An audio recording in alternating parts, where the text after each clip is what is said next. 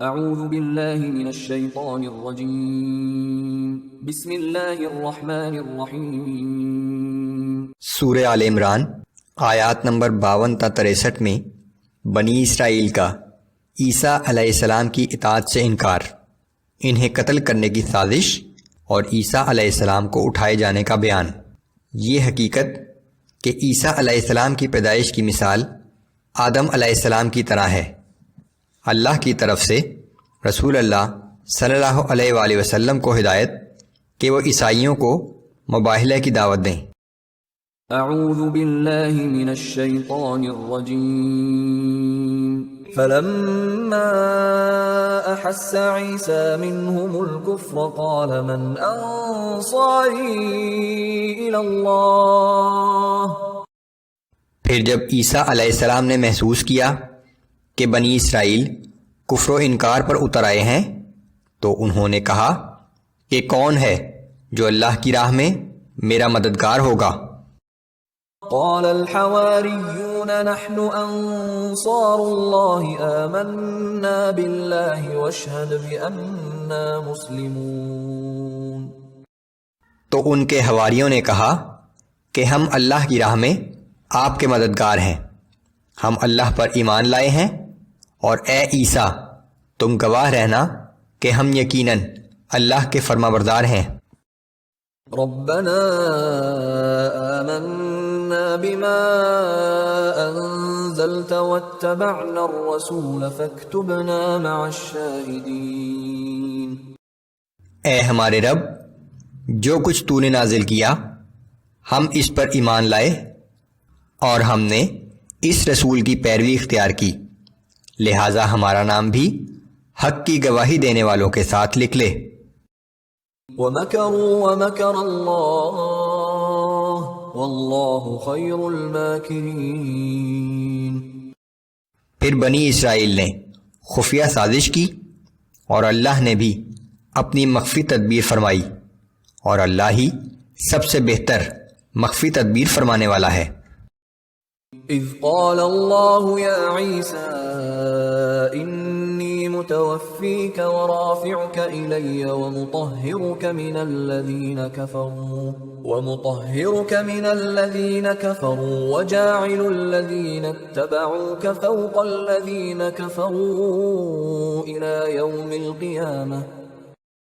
اور وہ وقت یاد کرو جب اللہ نے فرمایا کہ اے عیسیٰ، بے شک میں تمہیں اپنے پاس بلانے والا ہوں اور اپنی طرف آسمان پر اٹھانے والا ہوں، اور تمہیں کافروں کی تہمتوں سے نجات دلانے والا ہوں، اور تمہاری پیروی کرنے والوں کو تمہارے منکروں پر قیامت تک برتری دینے والا ہوں۔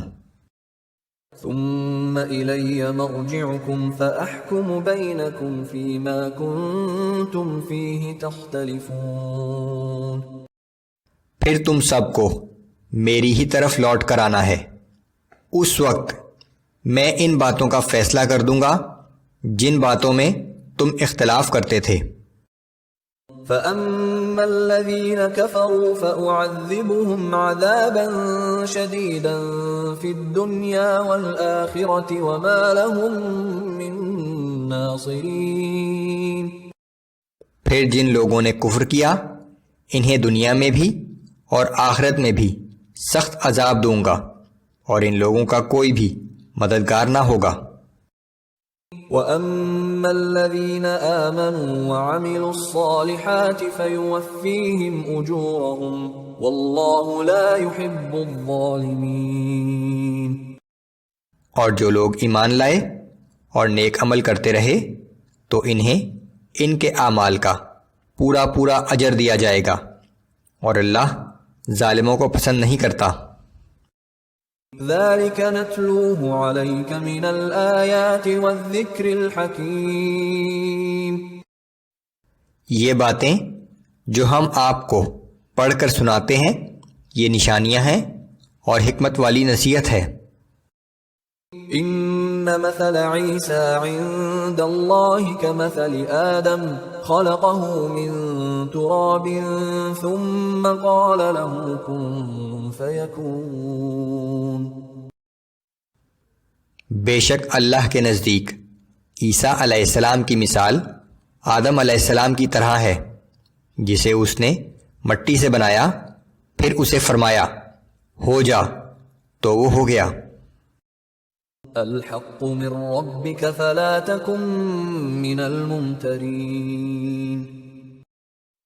اے نبی صلی اللہ علیہ وآلہ وسلم، یہ اصل حقیقت ہے جو آپ کے رب کی طرف سے بتائی جا رہی ہے، پس آپ شک کرنے والوں میں سے نہ ہو جانا۔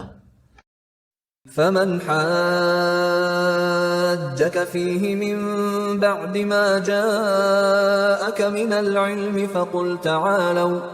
فقل تعالوا ندع أبناءنا وأبناءكم ونساءنا ونساءكم وأنفسنا وأنفسكم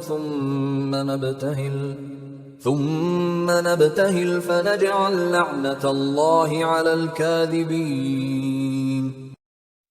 پس آپ کے پاس صحیح علم آ جانے کے بعد جو شخص عیسیٰ علیہ السلام کے معاملے میں آپ سے جھگڑا کرے تو آپ فرما دیجئے کہ اچھا آؤ، ہم اور تم مل کر اپنے بیٹوں کو اور تمہارے بیٹوں کو اور اپنی عورتوں کو اور تمہاری عورتوں کو اور خود میں اپنے آپ کو بھی اور تمہیں بھی ایک جگہ پر بلا لیتے ہیں، پھر ہم اللہ سے دعا کریں کہ جو جھوٹا ہو اس پر اللہ کی لعنت ہو۔